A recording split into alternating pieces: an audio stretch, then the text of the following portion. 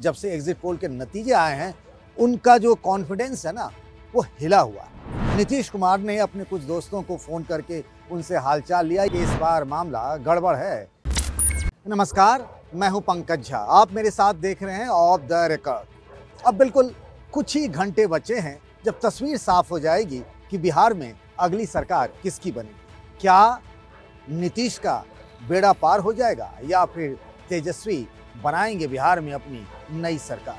15 सालों से कुछ महीनों को छोड़कर जब जीतन राम मांझी बिहार के मुख्यमंत्री हुआ करते थे, कमान बिहार की नीतीश कुमार के पास ही है। अधिकतर एग्जिट पोल के नतीजे कह रहे हैं कि इस बार मामला गड़बड़ है, नीतीश के लिए खुशखबरी नहीं है।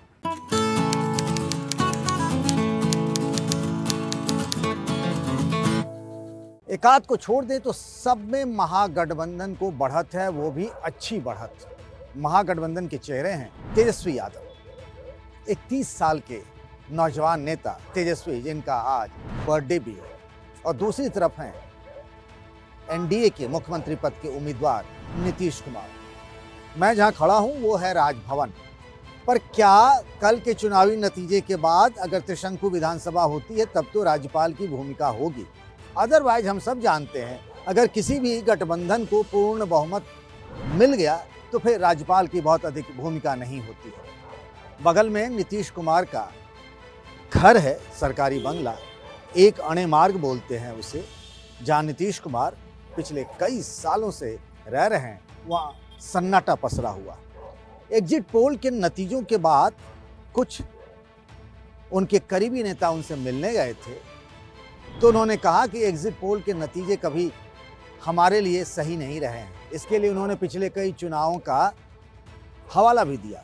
2015 का खास तौर से उन्होंने जिक्र किया जब लालू यादव और नीतीश कुमार मिलकर चुनाव लड़े थे। और ये बात सही है कि कई एग्जिट पोल में उस वक्त महागठबंधन को हारता हुआ दिखाया गया था। तो नीतीश जी ने अपने करीबी मित्रों के साथ चाय पीते हुए बैठ कर ये कहा कि भाई ये एग्जिट पोल जो है वो असली हमारे वोटरों तक, यानी कि अति पिछड़ी जातियों तक और गांव के अंदरूनी इलाकों में जा नहीं पाते। और नीतीश ने कहा कि ये जो इस तरह के एग्जिट पोल हैं कभी उनके लिए सही नहीं रहे, हमेशा गलत ही रहे हैं, उनको हारता हुआ दिखाते हैं। तो वो बड़े आश्वस्त नजर आ रहे हैं नीतीश कुमार। लेकिन सच ये है कि बीजेपी के कई बड़े नेता जो पटना में हैं अभी, और जेडीयू के बड़े नेताओं से हमारी पिछले 2 दिनों से मुलाकात हो रही है।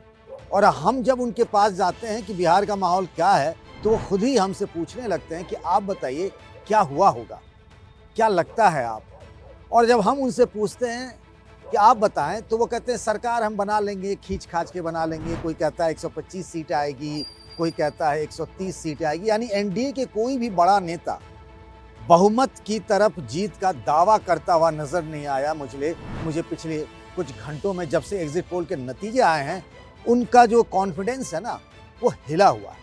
मैं उन नेताओं का नाम नहीं लेना चाहूँगा, अच्छा भी नहीं है। मैं कई नेताओं से मिला जो अभी भी नीतीश सरकार में मंत्री हैं या फिर बीजेपी में बड़े पद पर हैं, जेडीयू के संगठन में उनका बड़ा ओहदा है, नीतीश कुमार के करीबी माने जाते हैं, जिन लोगों ने पूरे एनडीए के चुनाव प्रचार की कमान संभाली। उन सब में से मुझे कोई ऐसा नहीं मिला जो बड़ा आश्वस्त हो कि हाँ हमारी सरकार बन रही है इस बार। जैसा 2010 में लगता था, ऐसा कहीं कोई संकेत नहीं मिल रहा। नीतीश कुमार ने अपने कुछ दोस्तों को फोन करके उनसे हालचाल लिया। ये वो दोस्त हैं, आज के राजनीतिक दोस्त नहीं, ये स्कूल और कॉलेज के दिनों के, और वो अभी भी कॉन्फिडेंट नजर आते हैं। दूसरी कैंप में अगर हम चले, कांग्रेस के नेताओं से बातचीत की हमने। कांग्रेस के नेता जो हैं बड़े आश्वस्त हैं। वो कहते हैं उन्हें अच्छी सीटें मिलेगी। इस बार 70 सीटों पर कांग्रेस चुनाव लड़ी है। और पिछली बार भी अगर हम देखें 2015 में जब कांग्रेस, लालू और नीतीश कुमार साथ थे तो कांग्रेस का स्ट्राइक रेट बहुत अच्छा रहा था। उनका ये कहना है कि इस बार उनका स्ट्राइक रेट पिछली बार से भी अच्छा होगा। वो 70 सीटों में से 40 सीटें जीत लेने का दावा करते हैं, यानी आधी सीटें 35 भी, उससे ज़्यादा। वो कहते हैं आरजेडी सबसे बड़ी पार्टी बनकर उभरेगी। वो तो कह रहे हैं अंडर करेंट है, यानी एक वेव है एंटी इनकम्बेंसी का। ये कांग्रेस का दावा है। कांग्रेस के जो बड़े नेता दिल्ली से आकर यहाँ कैंप कर रहे हैं, अपने विधायकों को एकजुट कर रहे हैं। जो लोग जीत कर आएंगे वो कहाँ ठहरेंगे, उन पर दूसरी पार्टी के लोग डेरा नहीं डाल पाए। और दूसरी तरफ तेजस्वी यादव अपने घर पर हैं और बीती रात उन्होंने बर्थडे भी मनाया अपने परिवार के लोगों के साथ। मीसा भारती ने फ़ोटो ट्वीट की है, राबड़ी देवी नज़र आईं, तेज प्रताप यादव ने अपने भाई को जा कर के हैप्पी बर्थडे कहा और इस बार उनका जन्मदिन बेहद खास भी तो है। सोचिए ना, 31 साल के नौजवान ने अकेले ही लालू यादव की गैर मौजूदगी में घर के अंदर जो एक अंदरूनी कलह थी उसकी बात बाहर नहीं जाने दी। उनके बड़े भाई तेज प्रताप हसनपुर समस्तीपुर से चुनाव लड़ रहे हैं, उन्होंने कोई ऐसी बात नहीं की। मीसा भारती चुनाव प्रचार में नहीं दिखी, राबड़ी देवी नहीं दिखी, होर्डिंग और बैनर और पोस्टरों में कहीं भी तेजस्वी यादव के अलावा किसी का चेहरा नहीं दिखा। सरकारी नौकरी की बात करते रहे, कमाई पढ़ाई दवाई की बात करते रहे।